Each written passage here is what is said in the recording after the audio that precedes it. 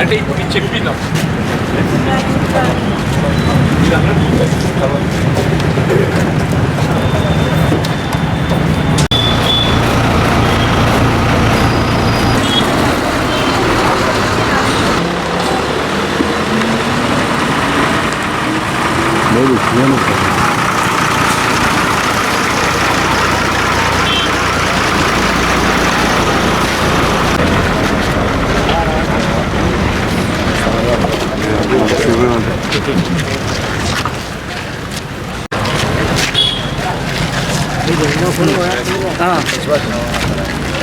Sorry రా బాబు తప్పుడు ఎంత బీమా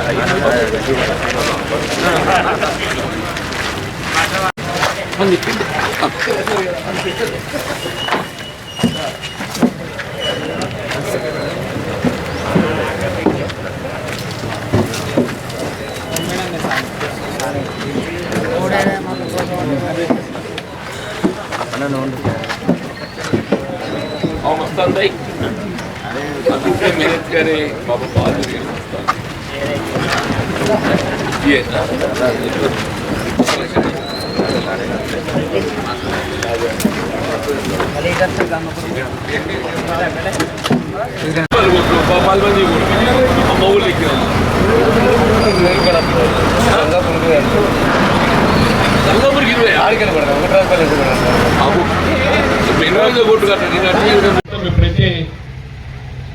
మరి ఈ గ్రామంతో పరిచయం ఏర్పడ్డదో అలాంటి గ్రామానికి రావాలంటే వాస్తవం సైకిల్ వచ్చే పరిస్థితి లేకుండానే నాకు గుర్తుంది, ఇప్పుడు గుర్తుందని చెప్పాలి.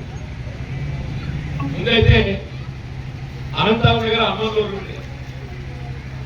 హనుమాన్లోనే మొదటిసారిగా నేను శాసనసభ్యులు గెలవడం 85-89 మధ్య కాలంలో అప్పుడు ఆర్ఎంపీ మినిస్టర్ సంతోష్ రెడ్డి గారిని తీసుకొచ్చి ఆ హనుమాన్లోనే వద్ద నిర్మాణం చేసుకొని మనం ఆరంభించుకున్నాం.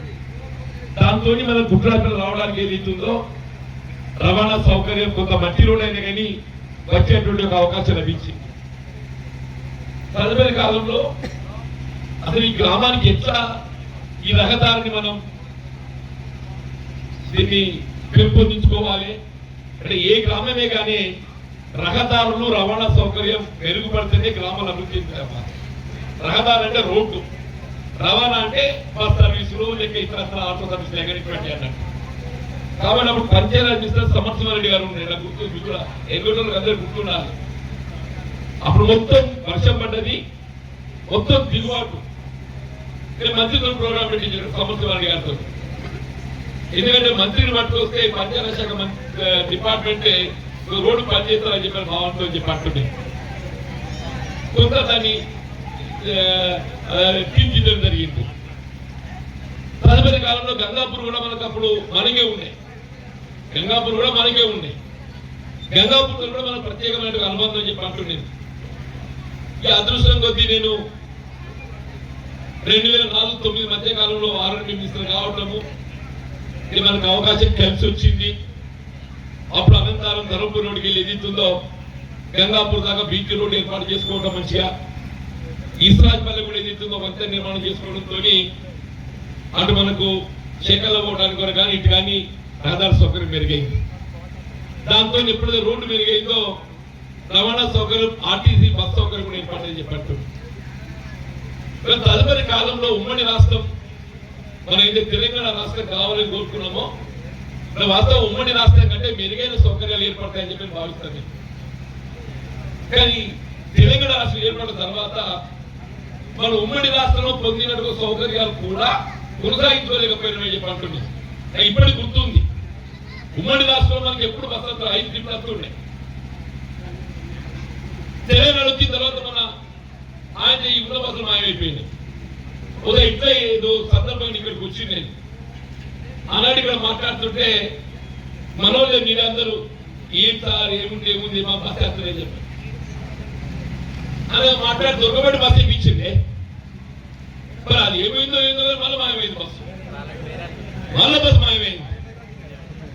ఇప్పుడు అదృష్టం తల్లి రాష్ట్రంలో కాంగ్రెస్ ప్రభుత్వం వచ్చింది. అబ్బా అదృష్టం కాంగ్రెస్ ప్రభుత్వం వచ్చింది.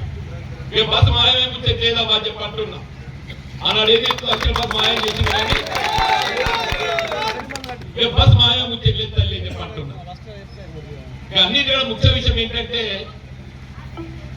వీళ్ళు ప్రభుత్వం చేపట్టే ఏ సంక్షేమ కార్యక్రమే కానీ మహిళలు ఆడబిడ్డలు ప్రధాన తల్లి మీద చెప్పంటున్నా. ఎప్పుడు చెప్తుంటా ఏ ఇల్లు బాగుపడాలన్న కానీ ఆ ఇళ్ళ మీద ఆధారపడాలని చెప్పాను.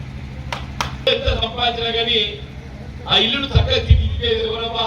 మీరు ఇల్లాలు ఆడబిడ్డ తల్లి అని చెప్పంట. మీరు కాపాయంగా చూస్తే ఇల్లు బాగుపడుతుంది. మీరు దుబారా చేస్తే ఏముంటుందమ్మా? మూడు ఎంత సంపాదిస్తే ఏముంటుంది చెప్పేది ఏం ప్రాధాన్యత ఇవ్వాలి ఆడబిడ్డలకు.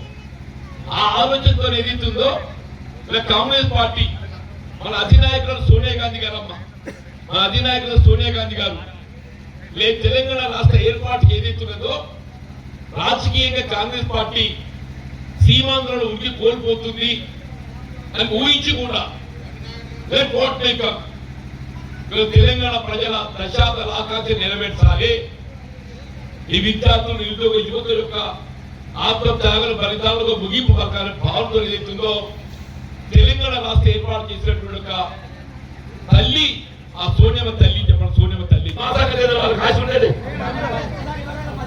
నేనేమంటున్నా ఈ పెద్దోళ్ళకి దెబ్బ పెట్టి ఆ పైసలు తీసి ఏం చేద్దామంటే ఈ గరీబులకు ఇక్కడ భూమి ఉన్నట్టు 12 వెళ్తాం.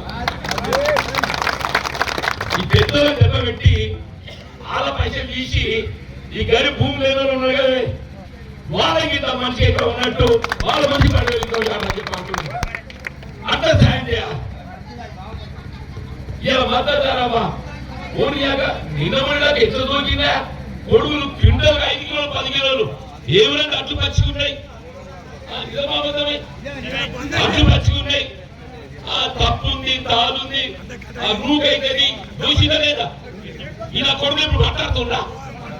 ఏమన్నా కాంగ్రెస్ రాజ్యం వస్తుందని చెప్పని తెలిసిందో రైతు పిల్లలు గుండెలు గుబులు మొదలైంది చెప్పంటున్నా. కొడుకుల రైతు పిల్లలు ఒక్కొక్కరికి మెడ కుడతాడని చెప్పంటారు. వాడు రైతు పిల్లలు ఇవ్వడం కానీ వారి మెడ కుడతాడని చెప్పంటారు. నేను ఎవరి రైతులు ఇబ్బంది పెడితే ఇవన్నీ నాణ్యత ప్రమాణం పాటించు. జగన్ కొడుకులు ఏ పరిస్థితులు కూడా చెప్పంటారు. నేను రైతుకు ఇబ్బంది కాకుండా ప్రభుత్వం ప్రకటించే మద్దతు కల్పించడానికి కాంగ్రెస్ పార్టీ తరఫున నేను మద్దతు తీసుకుంటాను. దయచేసి ఇంకే కార్యక్రమం కానీ ఇండ్లు ఉన్నాయి 15 వచ్చిందే తెలంగాణ చొక్కలు వీడియో కట్టించినారే 15 అయినా కానీ ఇల్లు కట్టించిన కదా. ఎక్కడ మన రాజశేఖర గారి కాలం ఎదుగుతుందో ఇల్లు అంటే ఎవడన్నా కట్టుకోలేరు. అంటే ఏ పార్టీ అయినా కట్టిపో ఇల్లు లేదు కానీ ఇవ్వండి ఇల్లు కట్టుకోమని చెప్పాను. నిజమవుతుంది ఓడి లేకపోతే వారికి వీళ్ళు ఎవరి లేదు చెప్పారు. ఏముందంటే ప్రచారం ఇవన్నీ కాయల మిత్రులు పిడాదా కోటవే కబద్దాలు బిడ్డ ఇల్లు క్యాన్సిల్ చేస్తా ఆడు అంతాను వాళ్ళు క్యాన్సిల్ చేస్తాడు. ఈ దూడు కథ నేను అంటున్నా ఇల్లు లేని వాళ్ళు ఎవరన్నా కానీ కొద్దిగా ఉపయోగపడ్డారు. దయచేసి ఉగాదా అన్ని సర్దుకోవాలి. ఈ టీఆర్ఎస్ రిజిస్టర్ దొరగారు పోతూ మొత్తం కట్టన ఖాళీ చేసి